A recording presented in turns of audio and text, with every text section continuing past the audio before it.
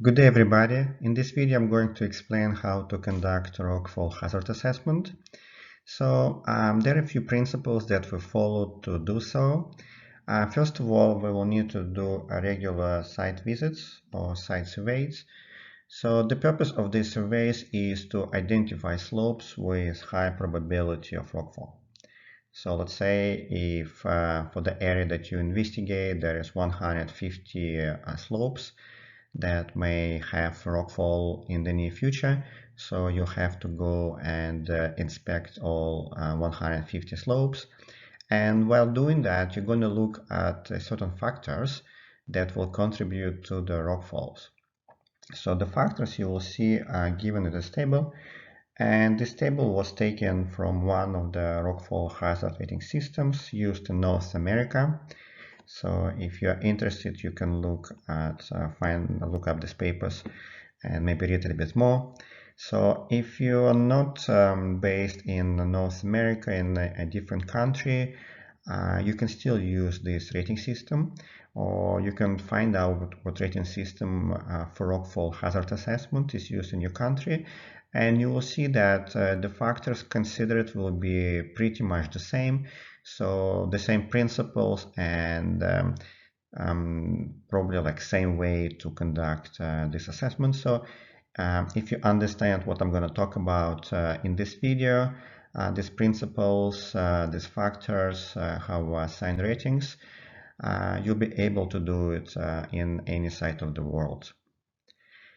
Okay, so once we go to the site, there are a few things that we need to consider. The first one will be slope height. So that's probably pretty important. And if we have a very steep and high slope, then in this case, if rockfall happens, it will create more danger, let's say to the road or to the cars on that road, compared to the slope height if it's only, let's say, 7.5 meters. So you see that for each height we have different points, and points will increase as the slope height will increase, right? So this means that it becomes more dangerous. It maybe also it will create rockfall in the future if these factors will actually increase, for example, slope height. So second factor, it's Digi Effectiveness. So for each road, usually there is a ditch to catch rockfalls, especially if next to a large slope. So when you go and inspect that site, you will need to look at the ditch, how effective it is, if it has a good catchment, and you will see that there is some loose rocks that fell down actually in the catchment and nothing blocking the road. This means that this ditch is pretty effective, and you can assign only a few points to the rating, which is good. If there is no catchment or it's only limited, then you will increase the point ratings to 27 or 81. And this is actually not very good, right, for the overall risk hazard assessment. These few things I'll explain later. So these two are related to the traffic and to the ability of a driver to avoid collision with the rock. So there are formulas for that, and I will talk about it later. So let's look at something that will be easier to identify, like roadway width. So if the road is pretty wide, which is very good, so that means that the driver will probably have a chance to avoid the collision, or maybe a rockfall is not going to block the whole road, so there is still a chance for a driver to pass by safely. If the road it's kind of narrow, then it will just increase the risk and increase. It will also contribute to the higher rockfall hazard. This one deals with geology, so there is two different cases. In the first case, we look at discontinuities. So what kind of, if it's a bearing planes or anything else, what kind of joints are there, if they're random, or they're adversely oriented. So, and another thing we can look at it's friction between joints. If we have rough and irregular, most likely it will keep rocks more or less together. Maybe it will prevent rocks from falling down. If we have clay in between the rock joints, so the friction will be pretty low, and it will be easy for these rocks or rock blocks to slide against each other and generate rockfall. In other case, if let's say for some reason we cannot get information on discontinuities or rock friction, we can look at erosion. So if we do regular site inspections, we can go there, let's say every year or every 6 months, and look at the type of erosion. So if there is not really much erosion going on the site, this is very good. In this case, only 3 points will be allocated to the rating. If there is lots of change, maybe surface is eroded, so that's not very good. So that will create more danger for rock falls. Next one is block size. Typically what you do is you just walk around and trying to look at those rocks either in the ditch or on the slope, and try to estimate the average size of the blocks. So if you cannot do that, if you have lots of different size rocks, so you can look at the volume, right? So volume that can be involved in rockfall. So maybe you'll see that on the top of the slope there's several loose rocks, and you can estimate approximately the volume that can actually result in rockfall, and that will give you also points. And the next one will be climate. It's important to know how much precipitation. If it's high precipitation, in this case there is high chance of rockfalls. We're going to allocate more points, 27. In this case, if we have also freezing periods, I'm not sure if for some countries when the temperature drops below 0, there is also freezing of water that will also contribute to the development and initiation of rockfalls, so they're going to allocate more points. Last but not least is the history. It's always good to know what you deal with. Look at the previous rockfalls. If there is only few falls, then most likely it will continue that way, so the rating will have only 3 points.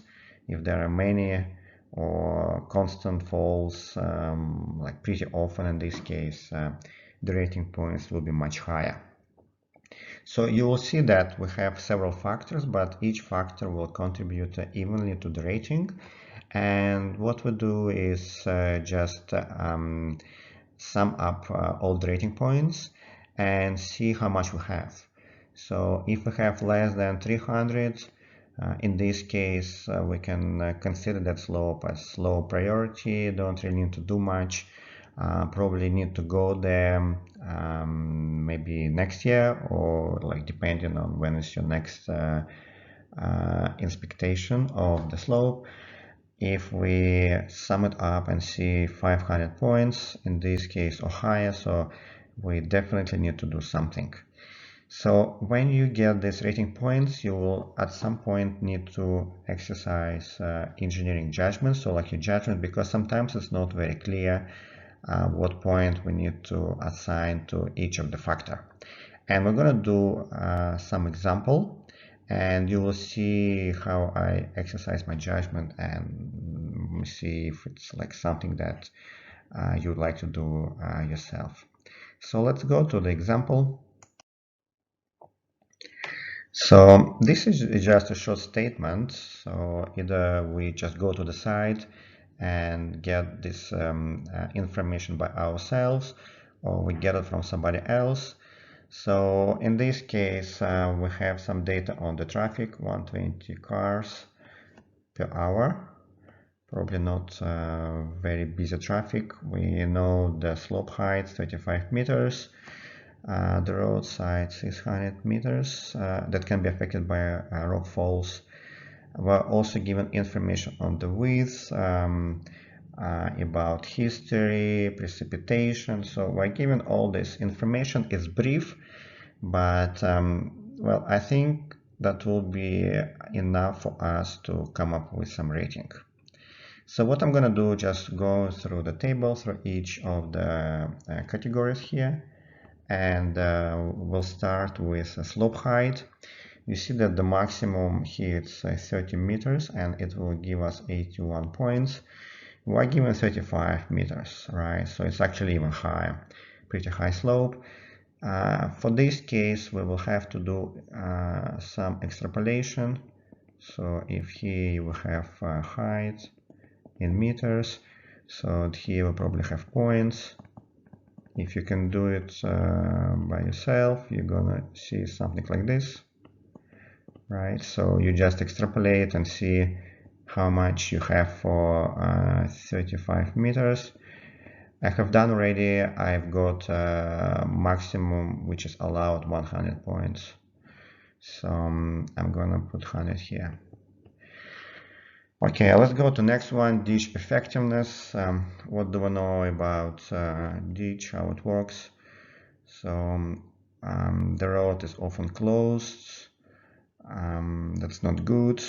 Rock falls occur blocking the road, right? Many rock falls blocking the road. So, well, we're not really sure if there is a catchment there or not. Probably there is something, but maybe not very effective. I probably go with limited catchment and assign 27 points. Again, well, without site investigation, it's very difficult to decide. I just try to base it on the description here.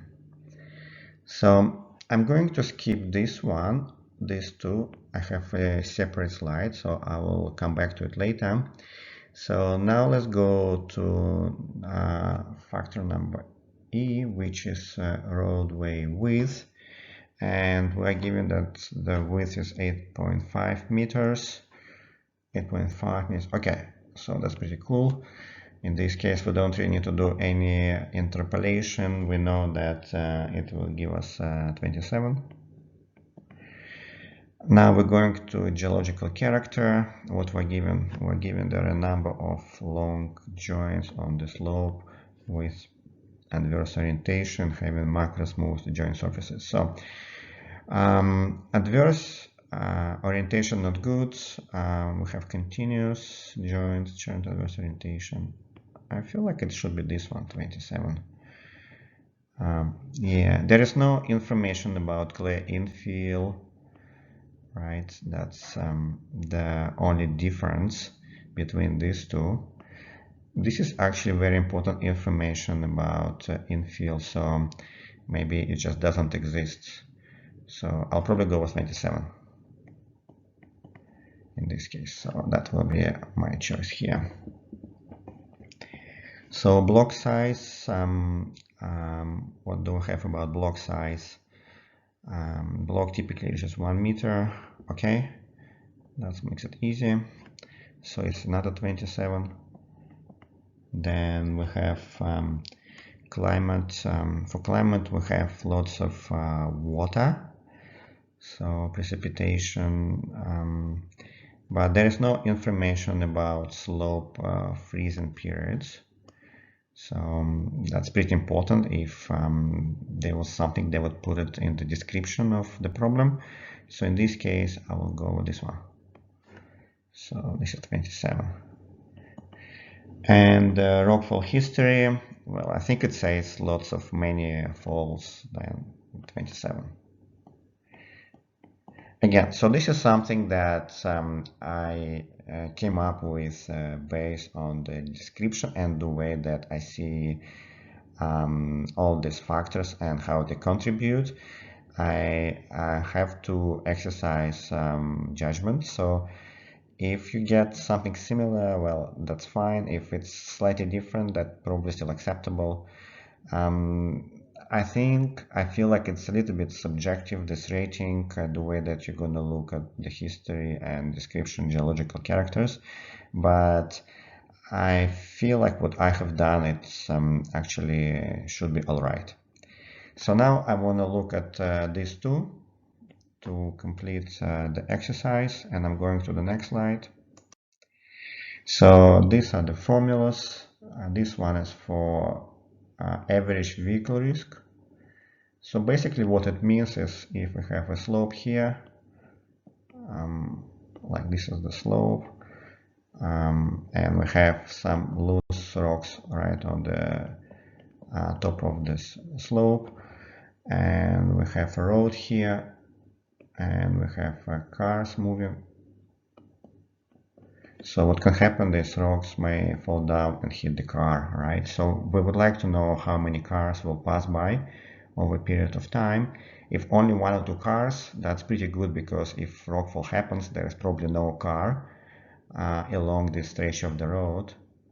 And what we know, it's 600 meters. So for this rating, for this formula, ECL is given in kilometers, so we change it to 0.6. So we're also given information about 120 cars per hour. Probably not very busy, right? So this is the value we're going to put here.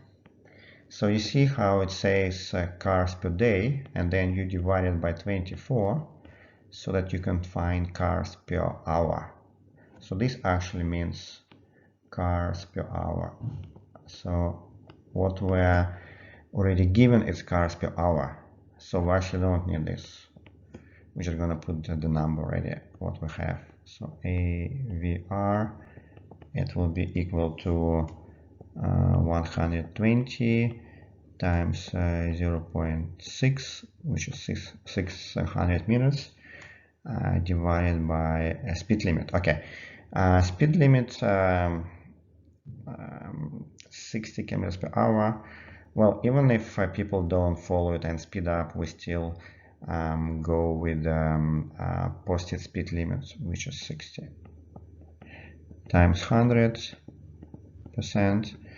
and that will give us 120% for AVR.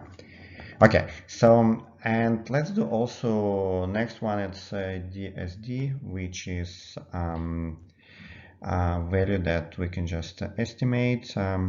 We have a formula here. It's actual site distance and decision site distance. So this decision site distance, it's come from this table based on the posted speed limit. So our speed limit is somewhere here, 60. So this means that we'll have to do some interpolation, because we have 48 and 64. We'll have to interpolate and see what is going to be decision site distance. So for this speed, decision site distance will be 171 meter. So this means that if you drive with this speed, so you will need, once you see the object and you try to stop the car, brake the car, use the brake. So in this case, your car will go for 171 meters once you try to stop it.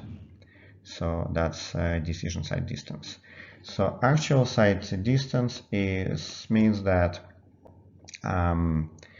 if we have a small object like a rock here, and you drive at this point, what is the distance from which you can see, the driver can see this object. So in this case, they do this test when they go to the site. It can be straight road, or it can be kind of like a curvy road. So in this case, the actual site distance will be even less, because you can only see like this part of the road. So this is something that you drive, and if there is a small object on the road, from what distance you can see it. And it says that it's 72 meters here. So we're going to put it in the formula to get this. This is site distance. So actual will be 72 and divide by 171, put it in percentage, and that will give us 42%. Okay, now let's use these two values and go back to our case study. So here AVR, it will be 120%. So if we look here, maximum what is given is 100%. Well, it cannot be 120%. So what we just need to do, even though we get 120, we're still going to use 100%, which will give us 81 points. And for this one, percentage of decision site distance, we got 42%. Okay, so this will be very close to 40%, right? So it looks like the less the value is, the worse the condition. So we get somewhere in between, but closer to 40%. Well, I think if we have time, it will be good to interpolate it and see how many points you're gonna get for this particular case. We'll have 42, but I'll just assume it's so close to 40, so which is kind of worst case scenario. I put 40% and put 81. Just I don't have time to do the interpolation, right? So, and then other values that we already got before, I'm gonna put them here. 27. I remember we have lots of 27s. 27, 27, and 27. So when we sum it up, it will be 404, and this is the rating for this slope that will show you what you can expect in the future, or actually not in the future, at present. It's still less than 500 rating, which is the threshold for slopes that we'll need to take care of immediately. Well, if it's 424, I think the idea is if there is a budget, you will try to maybe do some preventive measures for that site. If there is not really much budget, you will do monitoring until it gets to 500, but it's already so close. So you have to be very careful and maybe just do like more regular, more frequent site investigations. Okay, so just wanted to show you how it works, the major factors that contribute to rockfalls and how we can assess them. You will see that you have to exercise your judgment. Sometimes it's not very clear, but well, this is for you to decide. Once you go to many sites, you will develop more experience and that will be easy for you.